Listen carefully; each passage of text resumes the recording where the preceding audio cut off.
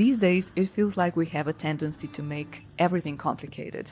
Even things people have been doing for generations, long before charts, apps, and all the appliances that we have today. That certainly happened with sourdough when it had its first big resurgence around 2020.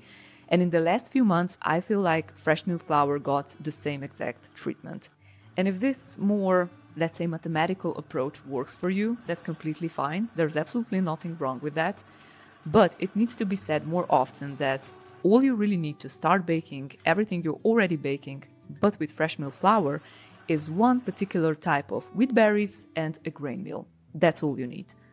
I'm sure many of you don't have the time to make a whole science experiment out of bread baking. I know I have a lot of other things that I have to do in my kitchen. I have 3 little kids and I need to be flexible and efficient in everything I do, and that includes baking with fresh milk flour.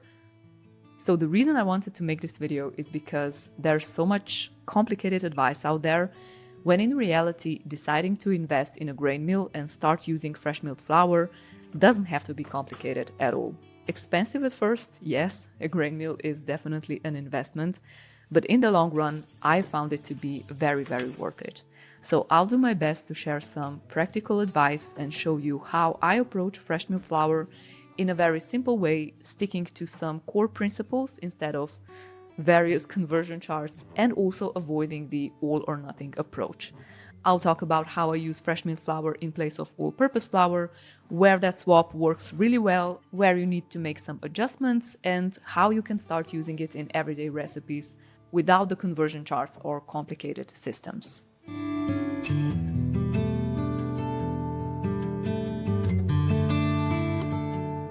Let's start with bread making, since that's the first thing most people have questions about, and then we can move on to other things like cookies, cereals, and all that. So the first thing I want to emphasize is that, contrary to popular belief, you don't have to throw out all-purpose flour just because you bought a grain mill. I actually like having both on hand. I use fresh milk flour a lot, but I also keep all-purpose flour in my kitchen because I still prefer a more conventional type of bread for certain things. Here, as you can see, I just mixed up 2 loaves of fresh milled sourdough bread and 1 half and half loaf, as we like to call it, meaning half of the flour I'm using for it is freshly milled and the other half is just regular all-purpose flour. Also, I'm usually baking with a sourdough starter, not with yeast, but of course you absolutely don't have to do that, especially if you're not used to sourdough.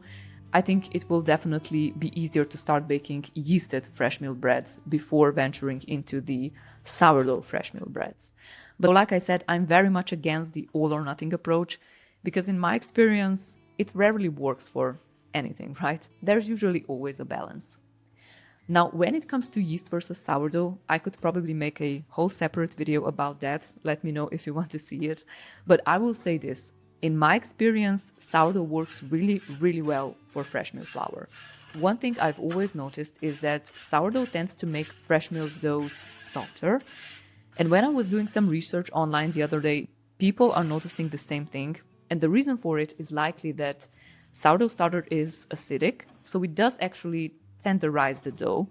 Plus, since fresh milk flour is a whole flour, and it benefits greatly from having the time to absorb liquids and truly fully hydrate, a long sourdough fermentation supports that really well. But again, that doesn't mean you have to use sourdough for fresh milk baking. I just wanted to give a bit of an encouragement for those already baking sourdough bread and thinking about switching to fresh milk flour or partly fresh milk flour for their sourdough.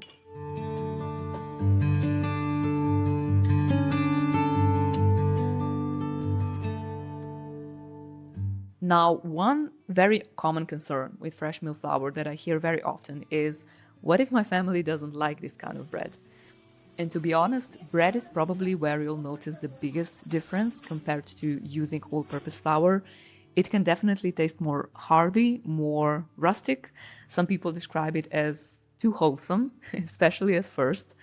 But the loaf you see here is the half and half loaf I was talking about earlier, and the texture as well as the taste is actually very similar to regular bread. My kids, for example, will happily eat it because it's still soft and still a lot milder than 100% whole grain bread.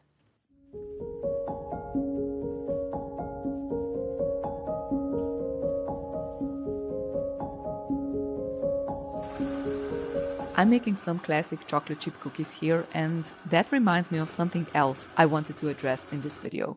So we're finally getting a bit more technical into the point. So people often overcomplicate the question of which wheat berries to buy when starting with fresh milk flour, and my answer will always be hard white wheat.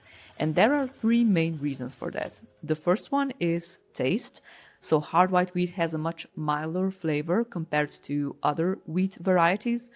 Don't get me wrong, it still tastes a lot more wheaty than all-purpose flour, so the flavor is definitely there, but it's not as strong as, for example, with hard red wheat. So if you're looking for a slower, less obvious transition from all-purpose flour to fresh milk flour, hard white wheat is usually the easiest place to start, taste-wise. And the second reason is just as important, maybe even more so, and that's versatility. So hard white wheat is what I like to call an all-purpose wheat berry. You can bake pretty much everything with it. So breads, cookies, muffins, pancakes, doughs of all kinds. Now, this can sound confusing because you've probably read that hard wheat is for bread and soft wheat is for pastries and cookies and muffins.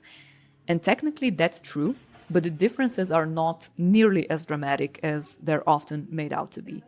So let's think about it this way.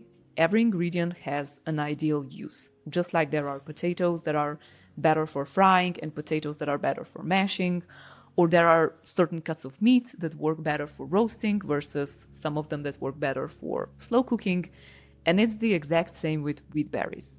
And the knowledge of which berries are ideal for whatever you're making is very useful, especially later on. But as a beginner, you really don't need all of that right away. And hard white wheat is more than sufficient. It's a great wheat berry to start with. And just so you know, everything I'm making in this video is made with hard white wheat berries. And at this point, you might be wondering, why not just start with soft white wheat or any other type of wheat or grain? And it's because hard white wheat has a stronger gluten-forming protein structure. So when you add water to ground hard white wheat berries, and give it some time, the proteins in the hard wheat link together more effectively, forming a gluten network that can stretch and trap gas and therefore holds shape very well. And that's what allows dough to rise and stay airy instead of just spreading out. Whereas soft white wheat and other grains in general have a lower and weaker gluten potential, so their proteins don't bond as tightly, the dough tends to be more fragile, it breaks more easily, but it's also softer and gives a more tender result that way.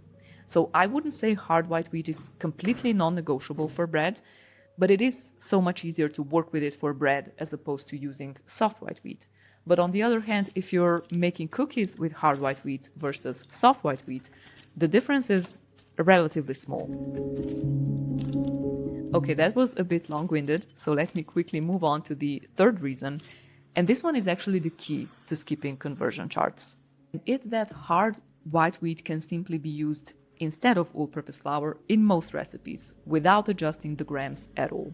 By the way, what you're seeing here is my attempt to make cinnamon toast crunch cereal with a mix of hard white wheat and rice flour, and I ended up adjusting the recipe slightly the next time I made it, but this one was already very close to how I wanted. So going back, in practical terms, if a recipe calls for all-purpose flour by weight, you can usually just swap in hard white wheat at a roughly 1-to-1 ratio. You'll find that making small adjustments will often be a good idea if you want an ideal result, but we're not chasing perfection in the beginning, and just using fresh milled hard white wheat instead of all-purpose is a good enough way to start. So with hard white, you don't necessarily need any conversion tools, since you can simply use it in recipes that call for all-purpose flour, which is very, very convenient. And one last thing, if you're very intimidated by fresh milled flour, start using it in different batters first. So that would be waffles, pancakes. I'm making some crepes for dinner here in the video. Because in batters, flour is mostly there for thickness, so you can't really mess them up that bad if you just use a different kind of flour, even if your measurements aren't perfect. And from there, you can slowly move on to other things. So that would be my last piece of encouraging advice, let's say. I'll leave all the relevant links in the description box down below, including all the recipe links that are posted on my freshmilledrecipes.com site. If you found this video helpful, give it a like and subscribe if you want to see more videos like this. I upload new videos every Friday and I hope to see you in the next one. Bye!